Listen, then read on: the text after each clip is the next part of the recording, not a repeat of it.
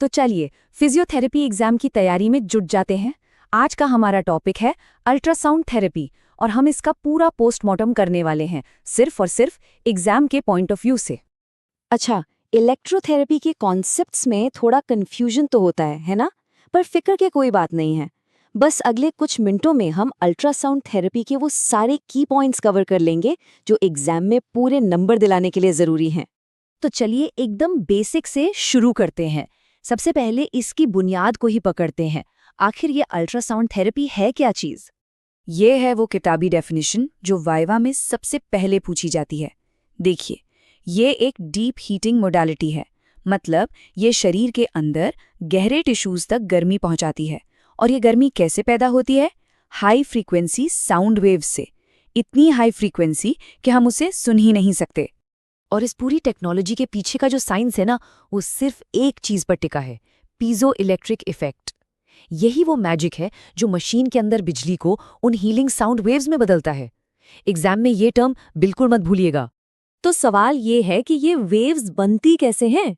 चलिए अब जरा मशीन के अंदर झांक कर देखते हैं।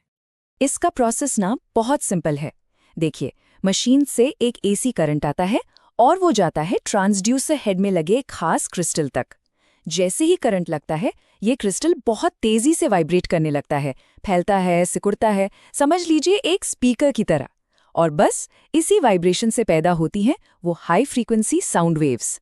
फिर इन्हें कपलिंग जेल की मदद से शरीर के अंदर भेज दिया जाता है।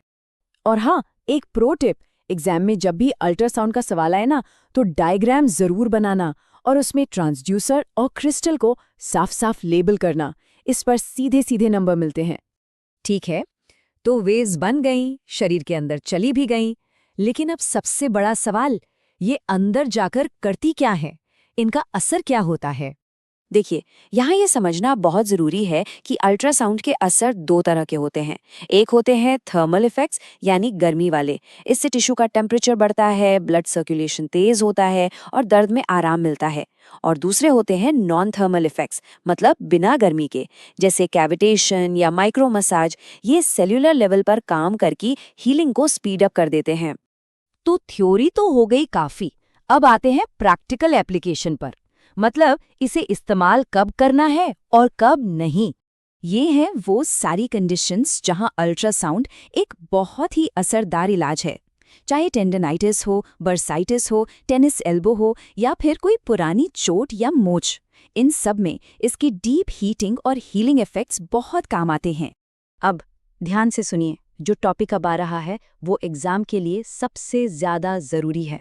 कॉन्ट्राइंडिकेशंस, मतलब वो कौन सी स्थितियां हैं जहां अल्ट्रासाउंड का इस्तेमाल बिल्कुल नहीं करना। इनको दो कैटेगरीज में बांटा गया है।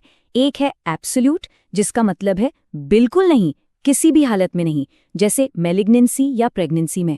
और दूसरी है रिलेटिव, जहां बहुत ज्यादा सावधानी बरतनी पड़ती है। ये जानना कि कौन सा एब्सोल्यूट है और कौन सा रिलेटिव एग्जाम के लिए बहुत ही जरूरी है। चलिए अब आते हैं एक और एग्जामिनर के पसंदीदा सवाल पर। आप ये कैसे पता करेंगे कि मशीन ठीक से काम कर भी रही है या नहीं?